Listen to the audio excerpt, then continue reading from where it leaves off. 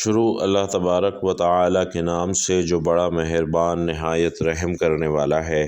بھائیوں اور بہنوں، ہر روز صبح اٹھتے ہی قرآن پاک کی یہ 2 سورتیں لازمی پڑھ لیا کریں۔ انشاءاللہ پورا گھر اللہ کی رحمتوں اور برکتوں سے بھرا رہے گا۔ اللہ کی رحمت کے فرشتے تمہاری اولاد کی بھی حفاظت کریں گے اور جوان اولاد زندگی کے ہر میدان میں کامیاب ہو جائے گی۔ انشاءاللہ ہر طرح کی زحمت جاتی رہے گی اور وہ صورتیں اپنے آج کے اس بیان میں بیان کر رہا ہوں۔ ناظرین، اللہ کے پاک کلام کی برکتیں اور رحمتیں کیا ہیں؟ اللہ کے کلام میں کتنی تاثیر اور طاقت ہے، اس کا اندازہ آپ کو اس چھوٹے سے واقعے سے ہو جائے گا۔ ایک مرتبہ حضرت موسیٰ علیہ السلام راستے میں محو سفر تھے کہ ایک قبرستان میں سے ان کا گزر ہوا۔ اللہ رب العالمین نے اپنے نبیوں کو یہ شان عطا فرمائی ہے کہ وہ جہاں سے گزرتے ہیں اللہ کے دیے ہوئے علم سے وہاں کی قبروں کے اندر موجود مردوں کے حال سے باخبر ہو جایا کرتے تھے۔ حضرت موسیٰ علیہ السلام کا گزر قبرستان کے اندر موجود ایک ایسی قبر پر سے ہوا کہ جس کے اندر مردے کو سخت عذاب ہو رہا تھا، اور اس وقت وہ قبر دوزخ کے گڑھوں میں سے ایک گڑھا بنی ہوئی تھی۔ حضرت موسیٰ علیہ السلام نے یہ منظر دیکھا تو بہت دل برداشتہ ہوئے اور اللہ کی پاکی اور بڑائی بیان کرتے ہوئے وہاں سے آگے بڑھ گئے۔ بعض روایتوں میں ان کا یہ سفر 1 دن کا تھا اور بعض میں لکھا ہے کہ صبح گئے اور شام کو واپسی ہوئی، جبکہ بعض روایتوں کے مطابق آپ کا یہ سفر چند دنوں کا تھا۔ بہرحال جب حضرت موسیٰ علیہ السلام کی واپسی ہوئی تو پھر سے اسی قبرستان کے اندر سے آپ کا گزر ہوا، اور جب اسی قبر کے پاس سے گزر ہوا جس کے اندر مردے کو سخت ترین عذاب دیا جا رہا تھا، تو آپ علیہ السلام یہ جان کر سخت حیران ہوئے کہ اب وہی قبر جنت کے باغوں میں سے ایک باغ بنی ہوئی ہے۔ آپ علیہ السلام بہت حیران ہوئے اور اللہ کی عظمت، پاکی اور شان بیان فرمائی، اور اللہ کے سامنے عرض گزار ہوئے کہ اے اللہ، تیری شان نہایت ہی بلند و برتر ہے، تو ہر چیز پر قادر ہے، بے شک تو جسے چاہتا ہے عذاب دیتا ہے، جسے چاہتا ہے اسے بخش دینے پر قادر ہے۔ اے اللہ، میں یہ سمجھ نہیں پایا کہ جب میں یہاں سے گزرا تو اس قبر کے مردے کو سخت عذاب دیا جا رہا تھا، جبکہ اب اسی قبر کے مردے کا عذاب ہٹا لیا گیا ہے اور اس قبر کو جنت کے باغوں میں سے ایک باغ بنا دیا گیا ہے۔ تو اللہ رب العالمین نے ارشاد فرمایا کہ اے موسیٰ، یہ صاحب قبر کبیرہ گناہوں کا مرتکب تھا اور یہی وجہ تھی کہ اسے عذاب دیا جا رہا تھا۔ یہ شخص اپنی بیوی کے پیٹ میں ایک بچے کو چھوڑ کر مرا تھا۔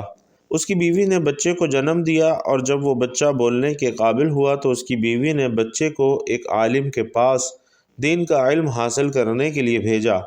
آج اس صاحب قبر کے بیٹے نے پہلی بار کلام اللہ یعنی بسم اللہ الرحمن الرحیم پڑھا ہے، اور مجھے یہ گوارا نہ ہوا کہ جس انسان کا بیٹا اللہ کا کلام پڑھے تو میں اسے جہنم کی آگ میں جلاؤں۔ سبحان اللہ۔ بھائیوں اور بہنوں، نیک اولاد اپنے والدین کے لیے صدقہ جاریہ ہے، اور اپنی زندگی میں کی جانے والی نیکیوں کا ثواب ان کے مرحوم والدین کی بخشش کا ذریعہ بنتا رہے گا۔ حضور اکرم صلی اللہ علیہ وسلم کی امت گناہ گار ہونے کے باوجود قیامت کے روز جب قبروں سے اٹھائی جائے گی تو ان کے نامہ اعمال میں کوئی گناہ شامل نہیں ہوگا۔ والدین زندگی میں اللہ کا انعام، اور جب اس دنیا سے رخصت ہو جاتے ہیں تب سراپے رحمت بن جاتے ہیں۔ جمعے کے روز جو اولاد اپنے والدین کی قبروں پر جا کر دعا کرتی ہے، ایک مقبول حج کا ثواب ان کے نامہ اعمال میں لکھ دیا جاتا ہے۔ سب سے عظیم رشتہ ماں باپ کا ہے۔ جو اولاد ان کی قدر نہیں کرتی وہ انتہائی بدبخت تصور کی جاتی ہے۔ ماں باپ جب بوڑھے ہو جائیں تو ان سے نرم لہجہ اختیار کریں، اور جب وصال کر جائیں تو صدقہ کریں تاکہ ان کی روح کو ایصال ثواب ملتا رہے۔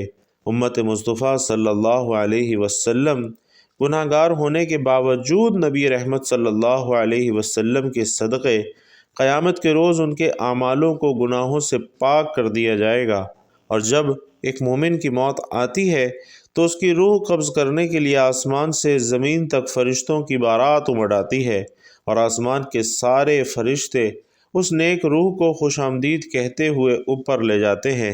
نیک اولاد اپنے ماں باپ کے لیے صدقہ جاریہ بن جاتی ہے، تو نیک ماں باپ بھی اولاد کے لیے اس دنیا میں بھی سب سے بڑی نعمت ہیں اور مرنے کے بعد بھی باعث رحمت ہوتے ہیں۔ جو ماں باپ گھروں میں ہر روز قرآن پاک کی تلاوت کرتے ہیں، نماز روزے کی پابندی کرتے ہیں اور اپنی اولاد کو بھی نیک اعمال کی تربیت دیتے ہیں تو ایسے ماں باپ اپنی اولاد کی دنیا اور آخرت سنوار دیتے ہیں۔ اس کی ایک بہت بڑی مثال قرآن پاک میں بھی بیان فرمائی گئی ہے۔ حضرت موسیٰ علیہ السلام بنی اسرائیل کو خطاب کرنے کے لیے کھڑے ہوئے تو ان سے سوال کیا گیا کہ لوگوں میں سب سے زیادہ علم کس کے پاس ہے؟ حضرت موسیٰ علیہ السلام نے فرمایا میرے پاس۔ تو اللہ تعالیٰ نے ان پر عتاب کیا کہ علم کو اللہ کی طرف منسوب کیوں نہیں کیا؟ چنانچہ اللہ تعالیٰ نے وحی بھیجی کہ بحرین جہاں دو دریا ملتے ہیں وہاں میرے بندوں میں سے ایک بندہ ایسا ہے جس کے پاس آپ سے زیادہ علم ہے۔ موسیٰ علیہ السلام نے عرض کیا کہ یا رب میں کس طرح اس تک پہنچوں گا؟ اللہ تعالیٰ نے فرمایا کہ زنبیل میں ایک مچھلی رکھ کر چل دو، جہاں وہ کھو جائے گی وہیں وہ شخص آپ کو ملے گا۔ پھر موسیٰ علیہ السلام نے اپنے ساتھ اپنے خادم یوشع بن نون کو لیا اور زنبیل میں مچھلی رکھ کر چل دیے، یہاں تک کہ ایک ٹیلے کے پاس پہنچے تو موسیٰ علیہ السلام اور ان کے خادم دونوں لیٹ گئے اور ان کی آنکھ لگ گئی۔ مچھلی زنبیل میں کودنے لگی یہاں تک کہ نکل کر دریا میں گر گئی۔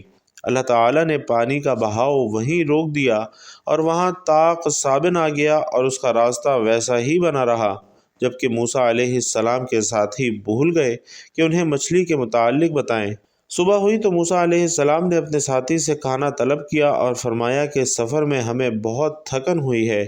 راوی کہتے ہیں کہ موسیٰ علیہ السلام اسی وقت تھکے جب اس جگہ سے تجاوز کیا جس کے متعلق حکم دیا گیا تھا کہ ان کے ساتھی نے کہا دیکھیے جب ہم ٹیلے پر ٹھہرے تو میں مچھلی بھول گیا تھا اور یقیناً یہ شیطان ہی کا کام ہے کہ مجھے بھلا دیا کہ میں آپ سے اس کا تذکرہ کروں کہ اس نے عجیب طریقے سے دریا کا راستہ اختیار کیا۔ موسیٰ علیہ السلام فرمانے لگے وہی جگہ ہم تلاش کر رہے تھے۔ وہ دونوں اپنے قدموں کے نشانات پر چلتے چلتے چٹان کے پاس پہنچے تو ایک آدمی کو دیکھا کہ وہ چادر سے اپنے آپ کو ڈھانکے ہوئے ہے۔ حضرت موسیٰ علیہ السلام نے انہیں سلام کیا۔ انہوں نے فرمایا اس زمین میں سلام کہاں ہے؟ موسیٰ علیہ السلام نے فرمایا میں زمین میں موسیٰ ہوں۔ انہوں نے پوچھا کہ بنی اسرائیل کا موسیٰ؟ آپ علیہ السلام نے فرمایا ہاں۔ ناظرین وہ حضرت خضر علیہ السلام تھے۔ انہوں نے فرمایا اے موسیٰ تمہارے پاس اللہ کا دیا ہوا ایک علم ہے جسے میں نہیں جانتا اور میرے پاس اللہ کا عطا کردہ ایک علم ہے جسے آپ نہیں جانتے۔ حضرت موسیٰ علیہ السلام نے فرمایا کہ کیا میں اس شرط پر آپ کے پیچھے چلوں؟ کیا میری رہنمائی فرماتے ہوئے مجھے وہ بات سکھائیں جو اللہ تعالیٰ نے آپ کو سکھائی ہے؟ حضرت خضر علیہ السلام نے فرمایا کہ آپ صبر نہیں کر سکیں گے اور اس چیز پر کیسے صبر کریں گے جس کا آپ کی عقل نے احاطہ ہی نہیں کیا؟ حضرت موسیٰ علیہ السلام نے فرمایا کہ عنقریب آپ مجھے صبر کرنے والا پائیں گے اور میں آپ کی حکم عدولی نہیں کروں گا۔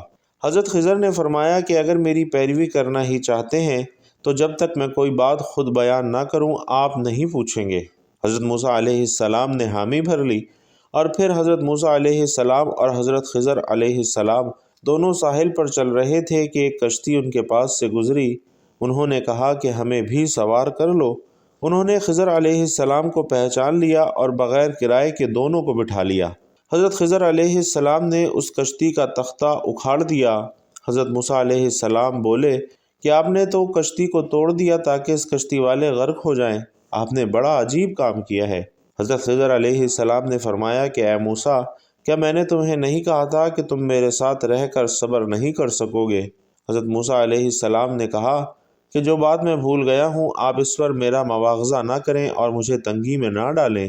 پھر وہ کشتی پر سے اتر کر ابھی ساحل پر چل رہے تھے کہ ایک بچہ بچوں کے ساتھ کھیل رہا تھا۔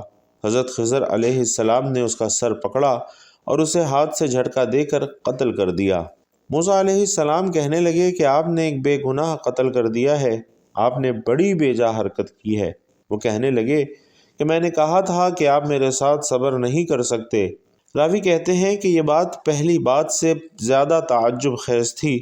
موسیٰ علیہ السلام کہنے لگے کہ اگر اس کے بعد بھی میں آپ سے کسی چیز کے بارے میں سوال کروں تو آپ مجھے ساتھ نہ رکھیے گا، آپ میری طرف سے عذر کو پہنچ چکے ہیں۔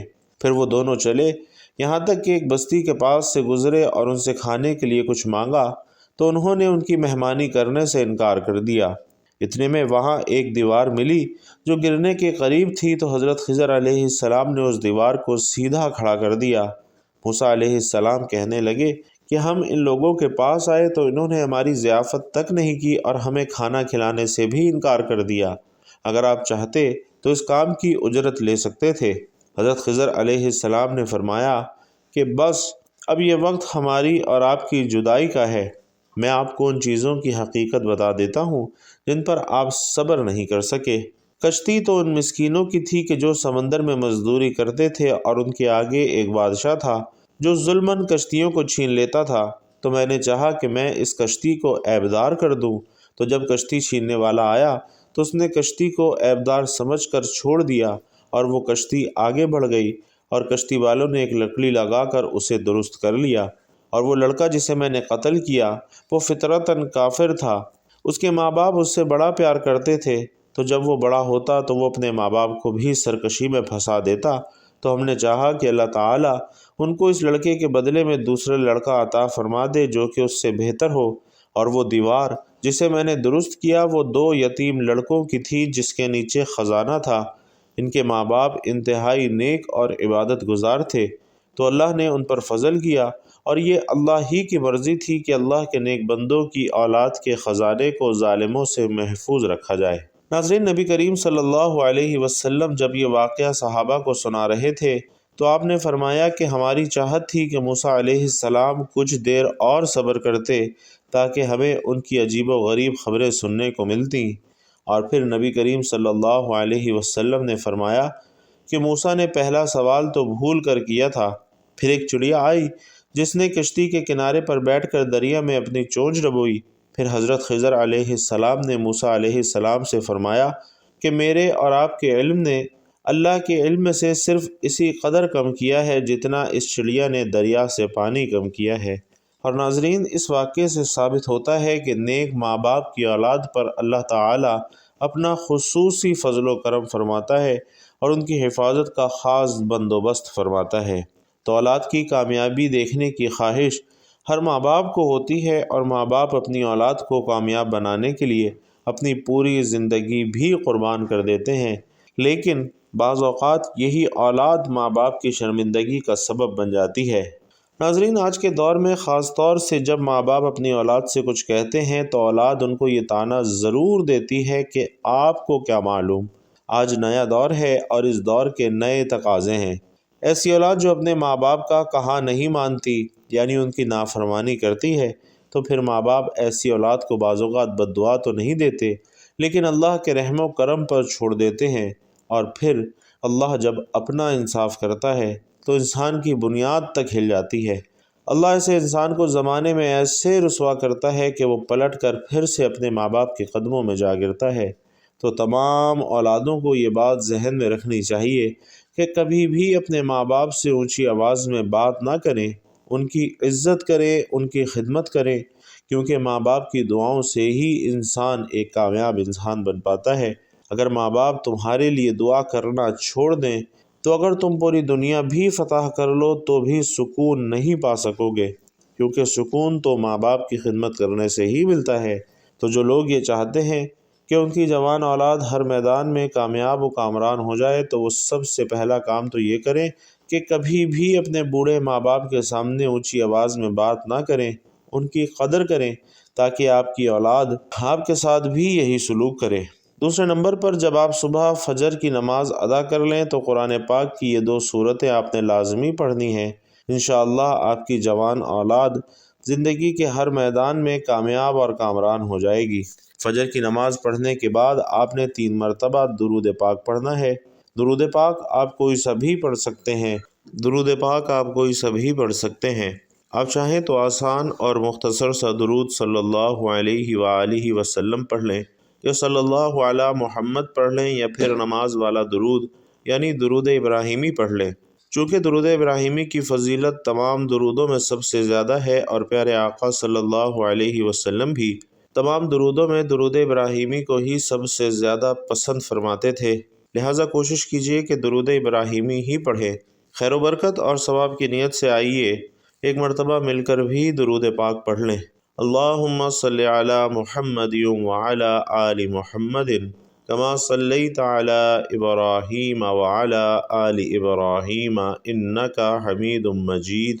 अल्लाहुम्मा बारिक अला मुहम्मद व अला आलि मुहम्मद कमा बारकत अला इब्राहीम व अला आलि इब्राहीम इन्नका हमीदुम मजीद। दुरूद पाक आप कोई सभी पढ़ें, आपने 3 मरतबा पढ़ना है। इंतहाई खुलूस, अक़ीदत, सिद्क़ दिल से पढ़ना है।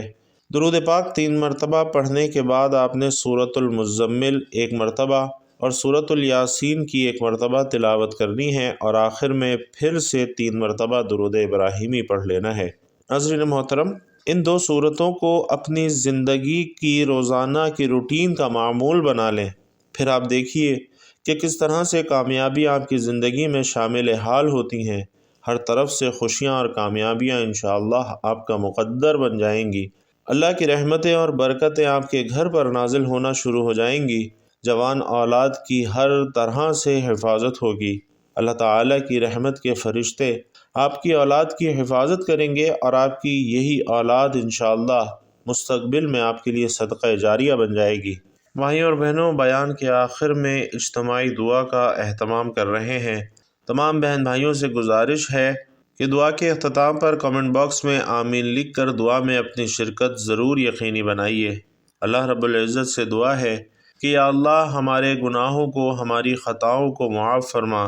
या अल्लाह हम अपने अगले पिछले सगीरा कबीरा सभी गुनाहों, ख़ताओं और नाफरमानियों की मुआफ़ी मांगते हैं। ऐ अल्लाह, हम अपने गुनाहों से तौबा करते हैं, हमारी दुआ कबूल फरमा और हमें बख्श दे। या अल्लाह, हमारे गुनाह तेरी रहमत से बड़े तो नहीं हैं, तो अपनी रहमत से हमारे गुनाहों को मुआफ़ फरमा दे। या बारी ताला, हमें गुमराही के रास्ते से हटाकर सिरातुल मुस्तकीम के रास्ते पर चलने वाला बना दे। या अल्लाह, ऐसी नमाज पढ़ने की तौफ़ीक़ अता फरमा दे जिस नमाज से तू राज़ी हो जाए। ज़िंदगी में ऐसे नेक आमाल करने की तौफ़ीक़ नसीब फरमा जिन आमाल से तू राज़ी हो जाए। हमें ऐसी ज़िंदगी गुजारने की तौफ़ीक़ नसीब फरमा जिस ज़िंदगी से तू राज़ी हो जाए। ए हमारे रब, हमें ईमान पे ज़िंदा रख और ईमान पे ही हमारा ख़ात्मा फरमा। या अल्लाह, हमें तेरे अहकाम की फरमा बरदारी करने वाला और तेरे प्यारे हबीब सल्लल्लाहु अलैहि वसल्लम के नेक और पाकीज़ा आदाब को अपनाने वाला बना दे। या अल्लाह, हमारी परेशानियों को दूर कर दे। ऐ अल्लाह, जो बीमार हैं उन्हें शिफाए कामिला आजिला अता फरमा। ऐ अल्लाह, जो बे औलाद हैं उन्हें अपने ख़ज़ानों में से नेक और सालेह औलाद अता फरमा। ऐ अल्लाह, जिनके जो काम रुके हुए हैं वो पूरे कर दे। ऐ अल्लाह, बिछड़े हुओं को मिला दे। ऐ अल्लाह, शादीशुदा जोड़ों में मोहब्बत और खुलूस पैदा कर दे और उनकी ज़िंदगियों में बरकत डाल दे। ऐ अल्लाह, तमाम लड़के और लड़कियों के नसीब अच्छे कर दे। ऐ अल्लाह, जो कर्ज़ के बोझ तले दबे हुए हैं उनका कर्ज़ा जल्द से जल्द अदा कर दे। ऐ अल्लाह, हम सब की शैतान मरदूद से हिफाजत फरमा। या अल्लाह, हम सब को सिर्फ़ और सिर्फ हलाल रिज़्क़ कमाने खाने की तौफ़ीक़ नसीब फरमा और हमारे हलाल रिज़्क़ में खूब बरकत, वसअत और कुशादगी अता फरमा। या अल्लाह, जिनके वालिदैन इस दुनिया से रुख़सत हो चुके हैं उनके वालिदैन की क़ब्रों को अपने जन्नत के बागों में से एक बाग बना दे। और या अल्लाह, जिनके वालिदैन हयात हैं उनके वालिदैन को सेहत और तंदुरुस्ती वाली लंबी ज़िंदगी अता फरमा।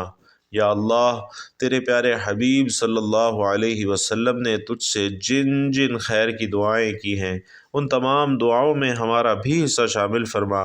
और तेरे प्यारे हबीब सल्लल्लाहु अलैहि वसल्लम ने तुझसे जिन जिन शुरूर से पनाह चाही है उन तमाम शुरूर से हमें भी पनाह अता फरमा।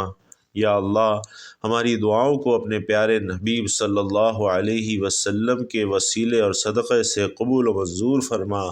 आमीन या रब्बुल आलमीन।